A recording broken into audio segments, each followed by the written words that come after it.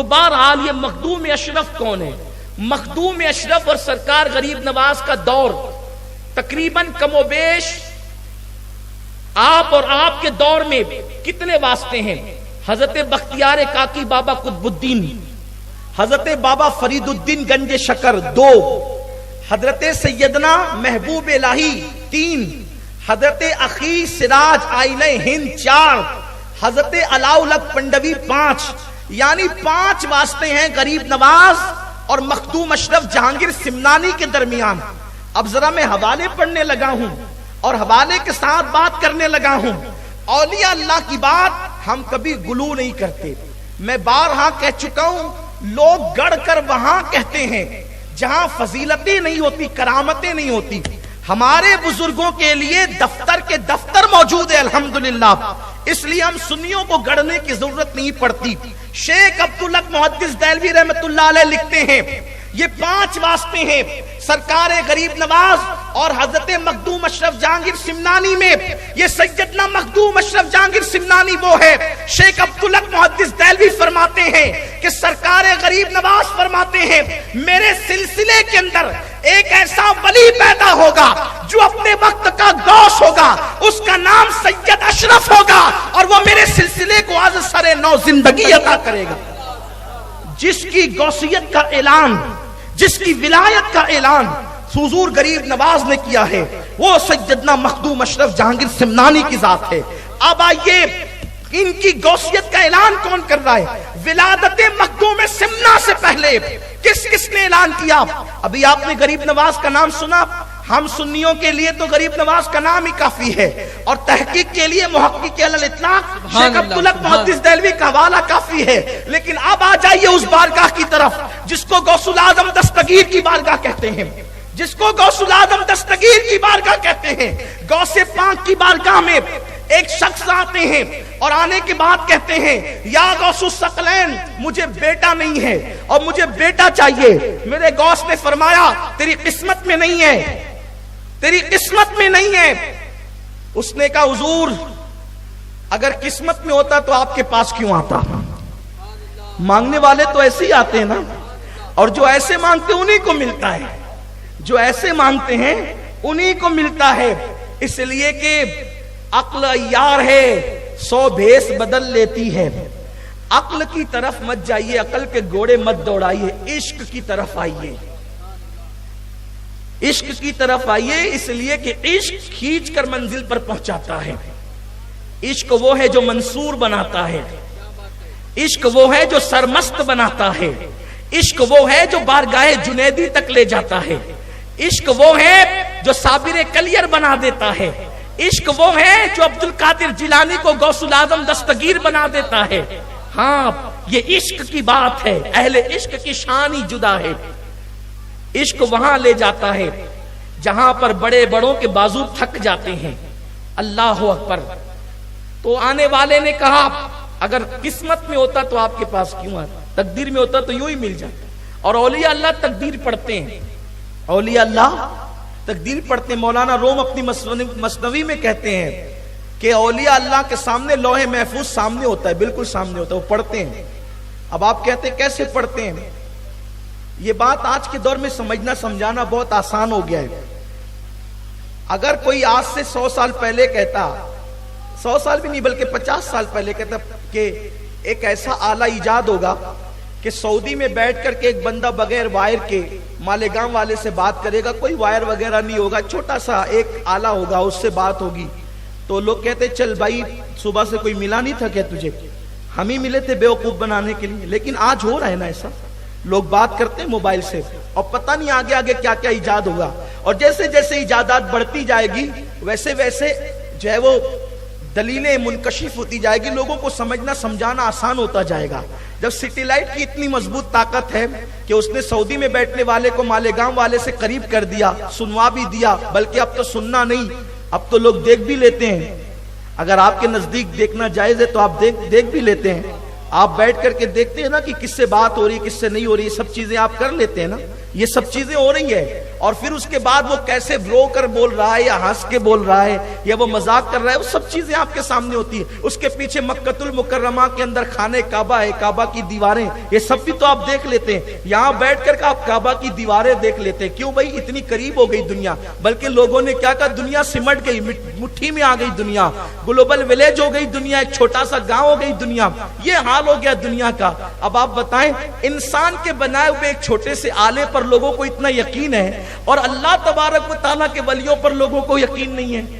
یہ آپ دیکھ سکتے ہیں، یہاں بیٹھ کر کے کعبہ دیکھ سکتے ہیں آپ موبائل کے ذریعے سے. اگر کہہ دو کہ ولی لوح محفوظ دیکھتا ہے تو کہتے ہیں یار دنیا کی مثال مت دیجیے، آپ کوئی دلیل دیجیے. دلیل دو تو کہتے ہیں کہ یہ ایسی اور یہ ویسی ہے. لیکن لوگوں کو بتائے کیسے کہ میرے بھائیوں مانو مانو مانو، ماننے میں بھلائی ہے. کیونکہ ماننے والا ابو بکر صدیق بنتا ہے اور انکار کرنے والا ابو جہل بنتا ہے. اس لیے مانو، حق کو مانو، قبول کرو حق کو، حقانیت کو قبول کرو. حق قبول کرنے والا عمر ابن خطاب بنتا ہے، حق کا انکار کرنے والا ابو لہب بنتا ہے. حق کو مانو، حق کو ماننے والا سلمان اور بلال بنتے ہیں، حق کا انکار کرنے والے عتبہ اور شیبہ بنتے ہیں.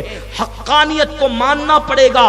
حقانیت کو مانو، قبر میں نجات ہوگی، حشر میں نجات ہوگی، رسول اللہ کی شفاعت ہوگی، اولیاء کا فیضان ہوگا. اس لیے حق کو مانو. آنے والا کہتا ہے غوث الاعظم دستگیر سے، سرکار قسمت میں ہوتا تو آپ کے پاس کیوں آتا؟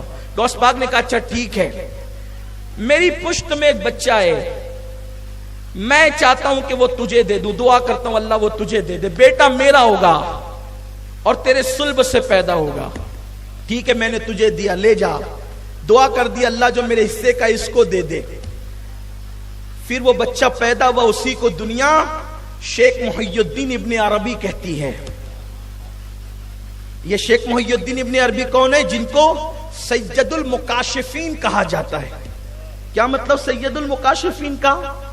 یہ سید المکاشفین کا مطلب یہ ہے کہ جن لوگوں کو کشف ہوتا تھا، کشف، تو اہل کشف کے سردار کا نام ہے شیخ محی الدین ابن عربی. ان کی کتابیں پڑھی جاتی ہیں نا تو عقل حیران ہو جاتی ہے. ایسی ایسی باتیں انہوں نے لکھی ہے کتابوں کے اندر، اور وہ غیب کی خبریں لکھی ہے. انہی کا حصہ ہے، جو پڑھنا چاہتا ہے وہ اس کی طرف رجوع کر سکتا ہے. تو میرے پیارے آقا علیہ السلام کے پیارے دیوان، وہ سید المکاشفین شیخ محی الدین ابن عربی یعنی غوث الاعظم دستگیر کی مانوی اولاد، وہ فرماتے ہیں، اب سنیے، وہ فرماتے ہیں کہ میں حج کے لیے گیا اور میں کعبے کا طواف کر رہا تھا. کون؟ شیخ محی الدین ابن عربی. یہ غوث الاعظم کے دور کے ہیں. غوث پاک کی بارگاہ میں ان کے والد آئے تھے بیٹا مانگنے کے لیے.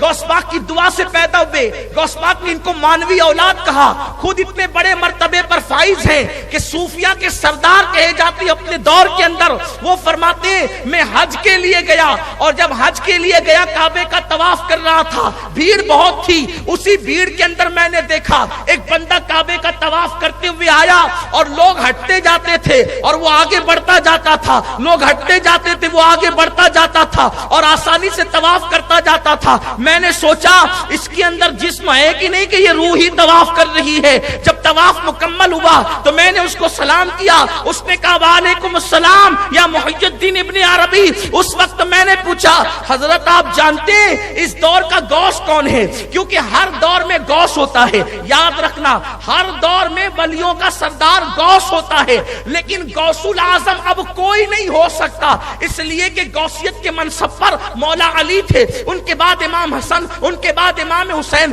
یعنی غوث اعظم کی منزل پر، غوثیت کبریٰ کی منزل پر، ان کے بعد حضرت امام حسین، ان کے بعد امام زین العابدین، ان کے بعد امام محمد باقر، ان کے بعد امام محمد جعفر، ان کے بعد امام موسیٰ کاظم، ان کے بعد امام موسیٰ کاظم علی رضا، ان کے بعد امام تقی، امام نقی، امام حسن عسکری، اور ان کے بعد غوثیت کبریٰ کے مقام پر سرکار غوث الاعظم دستگیر شیخ عبد القادر جیلانی فائز ہوئے ہیں. اور اب قیامت تک امام مہدی کی آمد تک کے इस मंसब पर हुजूर गौसुल आजम शेख अब्दुल कादिर जिलानी रहेंगे। सुभान अल्लाह। गौसे वक्त तो होता है, लेकिन गौसे आजम यही लोग हैं जिनका जिक्र मैंने किया। अब गौसे आजम कोई नहीं हो सकता। इमाम मेहदी तक, इमाम मेहदी की आमद होगी, वो गौसियत कुबरा के मकाम पे फाइज होंगे। ये सूफिया का नजरिया है।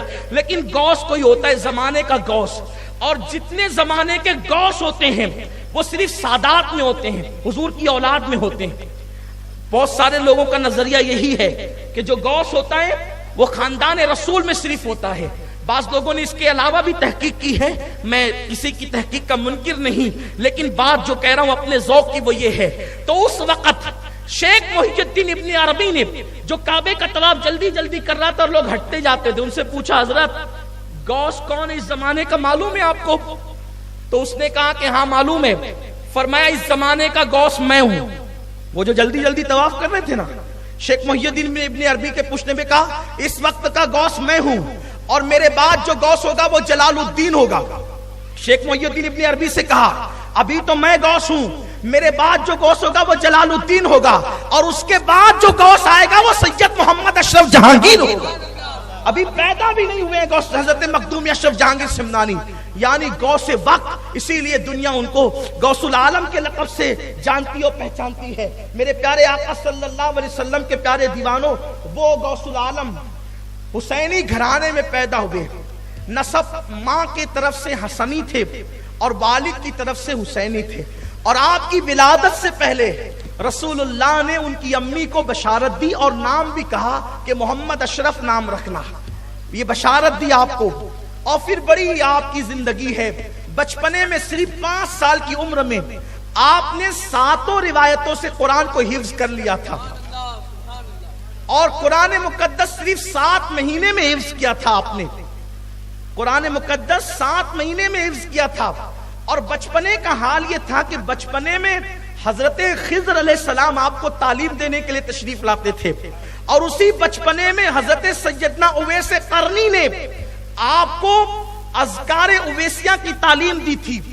बचपने में ये सब चल रहा। अभी पीरो मुर्शिद से मिले नहीं है, मुर्शिद से कोई मुलाकात नहीं हुई है। ये मखदूम अशरफ जहांगीर सिमनानी है। और फिर आप जब सिमना का तख्त तो छोड़ देते हैं, फिर हिंदुस्तान की तरफ निकलते हैं, मुख्तलिफ बारगाहों के अंदर आप जो है वो हाजिरियां देते हैं, मुलाकातें करते हैं। और आपकी शान ये होती है कि जब आपके मुर्शिद के पास आप तशरीफ लाते हैं तो आपके पीर और मुर्शिद सैयदना अलाउल हक पंडवी रहमतुल्लाहि ताला अलैह शहर से बाहर निकलकर आपका इस्तकबाल करते हैं, आपको लेने के लिए जाते हैं। और जब आपको लेकर के आते हैं, मुरीद करते हैं। मुरीद करने के बाद हुजूर मखदूम अशरफ जहांगीर सिमनानी कहते हैं, हजरत मैं चाहता हूं कि खानकाह में हर मुरीद और खलीफा किसी न किसी खिदमत पर मामूर है, मुझे भी कोई खिदमत सौंप दे, मैं क्या खिदमत करूं। ये कौन कह रहा है? एक मुरीद कह रहा है पीर की बारगाह में, आप मुझे कोई खिदमत सौंप दें। आपके पीर और मुर्शिद अलाउल हक पंडवी फरमाते हैं, शहजादे अशरफ मैं तुम्हें कैसे खिदमत सौंपूं, मुझे शर्म आती है। कहा क्यों आपको शर्म आती है, मैं तो आपका मुरीद हूं। फरमाया तुम्हारे आने से पहले खिज़र मेरे पास आए थे और तुम्हारी इतनी तारीफ की, इतनी तारीफ की, इतनी तारीफ की कि अब मुझे कोई काम देने के लिए तुम पे शर्म आती है कि मैं तुम्हें काम कैसे दूं। सोचिए, जिसका मुर्शिद जिसका इतना एहतराम करे उस जात को मखदूम अशरफ जहांगीर सिमनानी कहते हैं। और ये क्या जात है जिसने 100 साल से जायद की उम्र पाई, हिंदुस्तान भर के अंदर जिसने इस्लाम को नई जिंदगी अता की। अल्लाह अकबर, एक एक वक्त में 500 लोगों को आपने ईमान की दौलत अता की, एक एक वक्त में। वो बड़ा मशहूर सा वाकया है।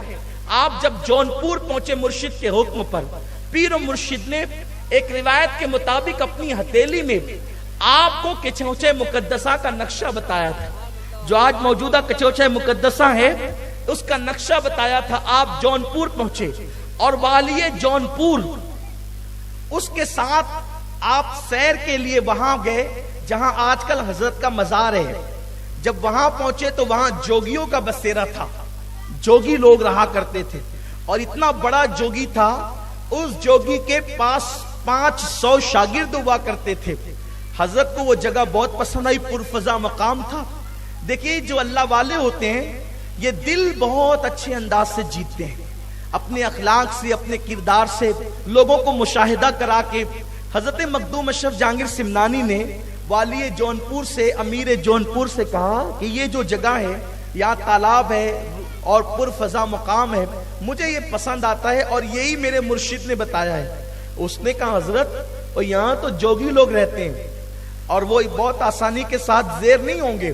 آپ نے فرمایا کوئی بات نہیں، ہم چل کے وہاں بیٹھتے ہیں۔ جوگی آیا جو جوگیوں کا سردار تھا، اس نے کہا یہاں سے ہٹو، یہ جگہ ہماری ہے۔ آپ نے فرمایا مرشد نے کہا تھا کہ یہ جگہ آپ رہیں گے، تو کہا ایسے میں جگہ خالی نہیں کروں گا، پہلے مقابلہ ہوگا۔ آپ نے فرمایا تجھ سے ہم مقابلہ نہیں کریں گے۔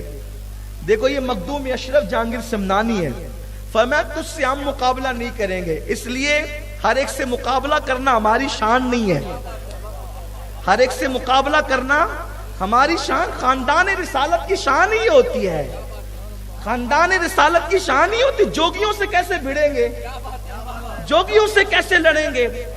سرکار مخدوم اشرف جہانگیر سمنانی نے فرمایا تجھ سے مقابلہ وہ کرے گا جو آج ہی مسلمان ہوا ہے اور آج ہی میرے ہاتھ پہ مرید ہوا ہے، اور اس کا نام میں نے جمال الدین رکھا ہے۔ اور جمال الدین کو جمال الدین راوت کے نام سے لوگ جانتے تھے۔ سوچو جو آج ہی مخدوم اشرف کا مرید ہوا، آج ہی، اور جمال الدین ابھی جمال الدین راوت کے نام سے جان، راوت اسی لیے کہا گیا کہ بھئی ابھی پہچان ہی نہیں ہوئی تھی، جمال الدین کو کوئی جانتا نہیں تھا، آج ہی مرید ہوئے، آج ہی مسلمان ہوئے۔ فرمایا کہ مقابلہ یہ کرے گا تجھ سے۔ اس نے کہا کہ میرے ساتھ مقابلہ آسان نہیں ہے، میں نے برسوں جو ہے وہ محنت کی ہے، چلے کشی کی ہے، میں نے محنت کی ہے جنگلوں کے اندر، میں بہت جو ہے وہ میں نے سب کچھ کیا ہے، اتنا آسان نہیں ہے۔ فرمایا کہ ٹھیک ہے یہ میرا مرید کرے گا۔ اور آپ نے فرمایا جاؤ جمال الدین راوت مقابلہ کرو۔ کا حضرت میں تو آج ہی مسلمان ہوا ہوں، آج ہی مرید ہوا ہوں۔ قربان جائیں اشرف کی نسبتیں کیسی ہے، نسبتی اشرف کیسی ہے۔ فرمایا مقابلہ کرنا ادھر آپ۔ اس وقت حضرت پان کھا رہے تھے، حضور مخدوم پاک پان بہت نوش فرماتے تھے، بلکہ تاریخ میں یہ بھی میں نے پڑھا ہے کہ جس وقت حضرت شرف الدین یحییٰ منیری رحمت اللہ علیہ نے فرمایا کہ میری نماز جنازہ ایک سید پڑھائے گا، اس کا نام اشرف ہوگا، اور اس کی داڑھی اتنا خوبصورت ہے وہ کہ اس کے حسن کی وجہ سے، اس کے رنگ کی وجہ سے اس کی داڑھی بھی سرخ ہے، لال ہے اس کی داڑھی۔ فرمایا اور پان کثرت سے کھانے کی وجہ سے اس کے ہونٹ بھی سرخ ہے، یہ اس کی پہچان ہے، وہ حسینی سید ہے اور ماں کی طرف سے حسنی ہے۔ فرمایا کہ وہ آئے گا، وہ میرا جنازہ پڑھائے گا۔ یعنی کہ آپ کی جب نشاندہی کی گئی تو آپ کے لبوں پر پان کے اثرات کا تذکرہ کیا گیا، تاریخ میں ملتا ہے، اور پان نوشی آپ کو پسند تھی، اس لیے آپ کے مرشد نے بھی آپ کو مرید کیا۔ تو مرید کرنے کے بعد بنگال کی ایک مقصول ڈش ہوتی ہے جس کو پن بھتا کہتے ہیں اس زبان میں، پن بھتا کھلانے کے بعد اپنے ہاتھ سے مخدوم کے منہ میں آپ نے پان ڈالا، پان کھلایا۔ اب یہ پان کی شان کیا ہے؟ میری جماعت کے بہت بڑے عالم علامہ فیض احمد اویسی نے لکھا پان کی شان، ایک رسالہ ہی لکھا پورا، وہ انہوں نے اپنے طور پہ پان کی شان لکھی، لیکن اب مخدومی پان کی شان کیا ہے؟ اب وہ ذرا اس فقیر قادری سے سن لیجیے آپ، مخدومی پان کی شان کیا ہے؟ اللہ اکبر! مخدوم پاک سے مرید نے کہا حضور میں تو آج ہی مرید ہوا ہوں، اس سے مقابلے کے لیے کیسے جاؤں؟ حضرت پان کھا رہے تھے، اپنے منہ کا پان اس جمال الدین راوت کے منہ میں اگل دیا۔ او بھائیو پان کیا ہوتا ہے، پان کی حیثیت کیا ہوتی ہے، لیکن اپنے منہ کا پان جمال الدین راوت کے منہ میں اگل دیا، تو جیسے ہی جمال الدین راوت کے منہ میں آپ نے پان اگلا، جمال الدین کو ایک طاقت آ گئی اور آپ مقابلے کے لیے بغیر خوف و خطر کے چل دیے۔ اب آپ اندازہ کریں جس کے پان کے اگلدان کے اندر اللہ نے اتنی طاقت رکھی ہو، اس کی ذات کی روحانیت کی طاقت و قوت کا حال کیا ہوگا؟ سبحان اللہ، لوگ پان کھلا کے بگاڑ دیتے ہیں یار، لوگ پان کھلا کے بگاڑ دیتے ہیں۔ لوگ کہتے ہیں نا اپنے بچوں سے پان کھانے والوں کے ساتھ نہیں رہنا، اور تو یہ بگاڑ دے گا تو بھی کھانے لگے گا، ہے نا، یہی تو ہوتا ہے نا۔ خدا کی قسم لوگ پان کھا کے بگاڑتے ہیں۔ اے مخدوم تیری عظمت پہ قربان، تو نے پان بھی نہیں کھلایا، پان کا بچا ہوا اگال کھلا دیا۔ ارے اگال کھلا کر کے کس قدر آگے بڑھا دیا روحانیت میں مخدوم پاک نے۔ اب ان میں طاقت آ گئی، وہ تو بے خطر چلے۔ سب سے پہلے جوگی نے چونٹیاں بھیجی مقابلے کے لیے، چونٹیاں بھیجی، جیسے ہی نظر ڈالی مخدوم کے مرید نے، وہ جادو والی چوٹیاں ختم ہو گئی، چوٹیاں ہی چوٹیاں دکھ رہی تھی جیسے نظر ڈالی۔ پان کھا کر نظر میں کیا کمال پیدا ہو گیا، یار اپنے ساتھ 10 20 سال تک لوگ رہتے ہیں، بدلتے نہیں ہیں، بچوں کی تربیت کرتے بدلتے نہیں، پان کے اگال میں کیا طاقت، اسے مخدوم اشرف کہتے ہیں۔ کبھی جائیے گا اس آستانے پر، حضرت علامہ عبد الرحمن چشتی فرماتے ہیں میں جب گیا مخدوم کے آستانے پہ میں نے خضر علیہ السلام کی زیارت کی۔ یہ شان ہے میرے مخدوم کی، سرکار مخدوم اشرف جہانگیر سمنانی رضی اللہ تعالیٰ عنہ کی۔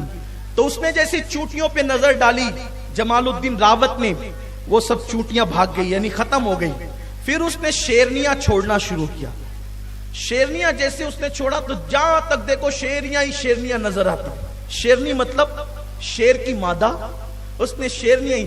لکھنے والوں نے بہت پیارا جملہ لکھا ہے کہ وہ جوگی کی شیرنیاں اشرف کے شیر نر کے سامنے کب ٹک سکتی تھی، تو مخدوم اشرف کے لال نے، ان کے مرید نے جیسے ہی نظر ڈالی اس کی شیرنیاں بھی ختم ہو گئی، اس کی شیرنیاں سب ختم ہو گئی چونکہ وہ جادو سے تھی۔ پھر اس نے اپنا سونٹا اٹھایا، سونٹا سمجھتے ہیں نا، یہ سونٹا جان بوجھ کے کہہ رہا ہوں، سونٹا سونٹا ہی کہتے ہیں، ڈنڈا سونٹا اٹھایا اور اس کو اس نے ہوا میں اچھالا۔ جیسی ہوا میں اچھالا تو اس کا ڈنڈا اڑنے لگا، اس کا ڈنڈا۔ میرے جیسا خطیب ہوتا تو اب بتائیں اس کا کام ہی کیا تھا وہاں۔ آپ لوگ کہتے ہیں نا ولیوں کا کیا کام ہے، ولیوں کی کرامت کیوں ہے، تو ولیوں کو جن کے مقابلے میں بھیجا گیا تھا وہ لوگ ایسے تھے۔ جوگی لوگ بھی جنگلوں میں منتر جنتر کرتے کرتے اتنی ترقی کر جاتے تھے جادو کے اندر کہ وہ اپنے ڈنڈے بھی اڑاتے تھے۔ اب کمزور لوگ دیکھیں تو وہ بگڑ جائیں، تو جب ان کے ڈنڈے جادو سے اڑتے تھے تو اللہ تبارک و تعالیٰ نے ولیوں کو اس کے مقابلے میں کرامت عطا کی تھی، تاکہ جب ان کے ڈنڈے اڑے تو ان کے ڈنڈوں پر قابو پانے کے لیے ان کے ڈنڈے کام کریں۔ کیونکہ مناظرے کے مقابلے میں مناظر چاہیے، مقرر کے مقابلے میں مقرر چاہیے، مدرس کے مقابلے میں مدرس چاہیے، لیکن جادو کے مقابلے میں تقریر تھوڑی چلے گی، جادو کے مقابلے میں تدریس نہیں چلے گی، جادو کے مقابلے کے اندر خطابات نہیں چلیں گے، جادو کے مقابلے میں تو پھر کرامت چاہیے نا۔ تو اب جب اس نے ڈنڈا اڑایا اپنا تو پھر حضرت جمال الدین راوت نے کہا میرے مخدوم کا عصا لاؤ۔ جب مخدوم پاک کا عصا لایا گیا تو جمال الدین راوت نے اس کو بھی اڑا دیا۔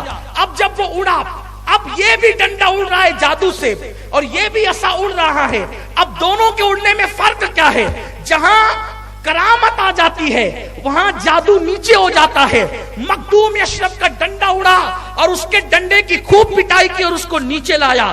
جب اس کا ڈنڈا نیچے آیا تو ہوش میں آ گیا، اور آنے کے بعد جمال الدین راوت سے کہا ہم ہار گئے، آپ جیت گئے، اب ہم مخدوم کی بارگاہ میں چلنا چاہتے ہیں۔ ان کا ہاتھ پکڑا جمال الدین راوت نے اور اس کے بعد لا کر کے جیسے ہی قدموں میں ڈال دیا، مخدوم پاک نے کہا کلمہ پڑھو، اس نے کلمہ پڑھا۔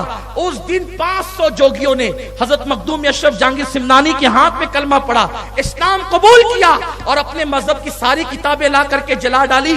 چند دنوں میں مخدوم پاک کی توجہ نے ان 9 مسلم جوگیوں کو اللہ رب العزت کا ولی بنا دیا۔ یہ مخدوم اشرف جہانگیر سمنانی کا یہ ان کی کرامت ہے، یہ ان کی خدمت ہے، دینی خدمت۔ ایک ایک دن میں 500 لوگ۔ اور بس ایک آخری بات عرض کر کے گفتگو مکمل کر لوں، ٹائم ہو چکا ہے۔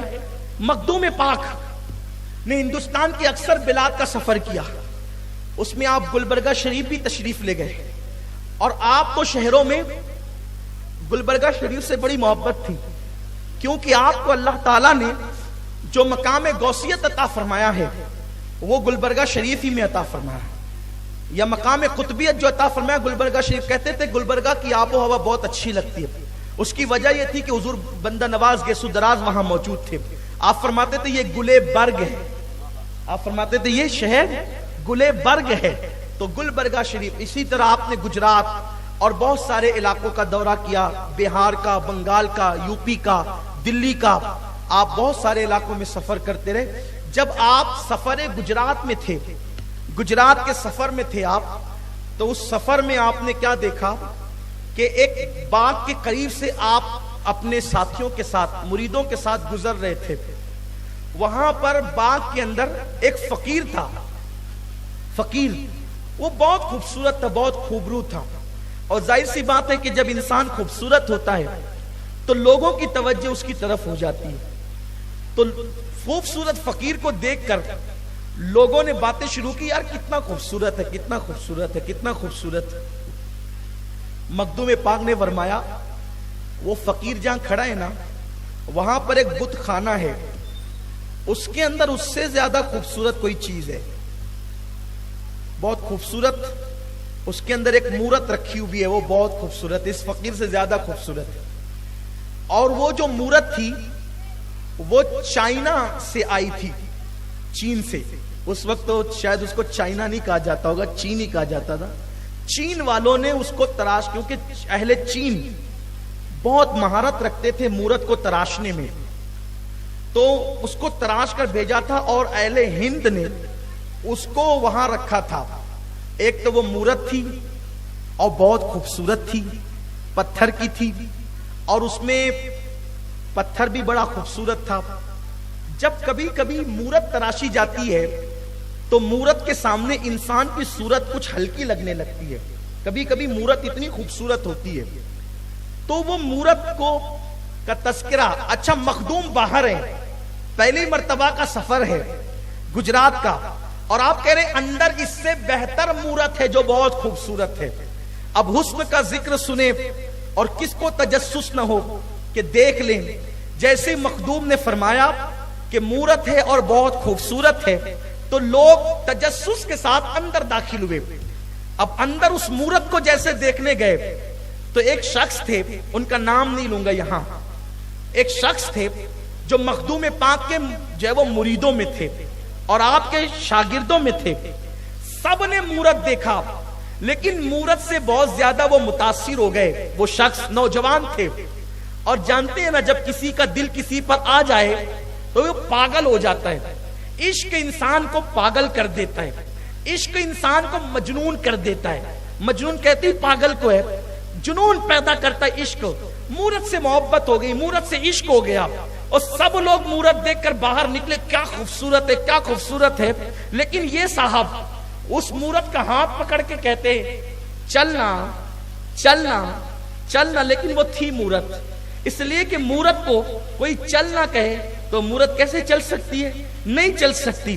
وہ مورت کو مناتے رہے. تاریخ میں آیا ہے، مورخین نے لکھا ہے، مورخین نے کہاں تک انصاف کیا یہ تو وہ جانے، لیکن بہرحال ہم اہل عقیدت ہیں، ہم عشق کے بندے ہیں، کیوں بات بڑھائی ہے. یہ بات لکھی ہے تاریخ کے اندر کہ اتنی محبت کی اس شخص نے اس مورت سے کہ وہ بھول گیا کہ میں مخدوم کے ساتھ ہوں، مخدوم اشرف کے ساتھ ہوں، میں وہ بھول گیا. اور 2 دن تک لگاتار کھانا پینا سب چھوڑ کر اس مورت کو پکڑ کے کہتا چلنا چلنا، مجھ سے بات کرنا. 2 دن گزر گئے. مخدوم پاک نے کہا ارے وہ فلانا کہاں ہے، وہ فلانا کہاں ہے. لوگوں نے عرض کی حضور اس کا حال دیکھ لیں تو آپ بھی پر بھی عجیب کیفیت طاری ہو جائے. مخدوم پاک نے کہا ہوا کیا ہے؟ کہا اس کو مورت سے عشق ہو گیا ہے. لوگ بھی کیسے مورت سے بھی پیار کرتے ہیں. مخدوم پاک یہ کہتے ہوئے اندر تشریف لے گئے، لیکن جب اس کی گریہ وزاری دیکھی کہ پتھر کو پکڑ کے مورت کو پکڑ کے کہتے چلنا چلنا، مجھ سے بات کرنا، آپ رونے لگے. مخدوم پاک اس کو کیا ہو گیا؟ یہ دل ایک مورت کو دے بیٹھا. بس یہ کہہ کے آنکھ میں آنسو جاری ہوئے، آسمان کی طرف نگاہیں اٹھی اور آپ نے عرض کیا کاش اس مورت کے اندر اللہ روح پیدا کر دے تو اس کی کتنی بڑی شان ہے، کاش اس کے اندر روح پیدا ہو جائے تو کتنی بڑی بات ہو. اتنا کہنا تھا کہ کاش اس میں روح پیدا ہو جائے تو کتنی بڑی بات ہو. لوگوں نے اپنی نگاہوں سے دیکھا، اسی وقت اس مورت کے اندر روح پیدا ہو گئی اور وہ حقیقی کی عورت بن گئی. مخدوم پاک نے پھر ان کے ساتھ ان کا نکاح کیا. وہ مورت اصل صورت میں آ گئی اور مخدوم پاک نے اس کے ساتھ اس شخص کا نکاح کیا اور نکاح کرنے کے بعد پھر ان پہ نظر ڈالی، ان کو ولایت عطا کی اور پھر ان سے کہا کہ اب آپ گجرات میں رہیے ان کے ساتھ. تاریخ میں آتا ہے کہ اس عورت سے جو مورت سے عورت بنی تھی، مخدوم کی دعا سے اس کے بچے بھی پیدا ہوئے اور اللہ نے اس کرامت کا اثر یہ باقی رکھا کہ اس عورت کے بطن سے جتنے بچے پیدا ہوتے اس کی کانی انگلی میں جو ناخن ہوتا وہ پتھر کا ہوتا. یہ کرامت لوگوں نے اپنی نگاہوں سے دیکھی. یہ ہے حضرت سیدنا مخدوم اشرف جہانگیر سمنانی رضی اللہ تعالیٰ عنہ، جس کی غوثیت کا اعلان غریب نواز کرے، جس کی غوثیت کا اعلان شیخ محی الدین ابن عربی کرے، جس کی غوثیت کا اعلان اللہ اکبر شیخ عبدالحق محدث دہلوی جس کی غوثیت پر لکھیں، وہ حضرت مخدوم اشرف جہانگیر سمنانی رضی اللہ تعالیٰ عنہ ہیں. آپ کے اسفار بڑے دلچسپ ہیں اور آپ کی کرامتیں بھی بڑی دلچسپ ہے. انشاءاللہ کسی وقت موقع ملا تو اس پر گفتگو کی جائے گی. آپ ولیوں سے وابستہ رہیں. اللہ مجھے آپ سب کو عمل کی توفیق دے. دوران گفتگو اگر کوئی غلطی ہو گئی تو اللہ تعالیٰ معاف فرما دے.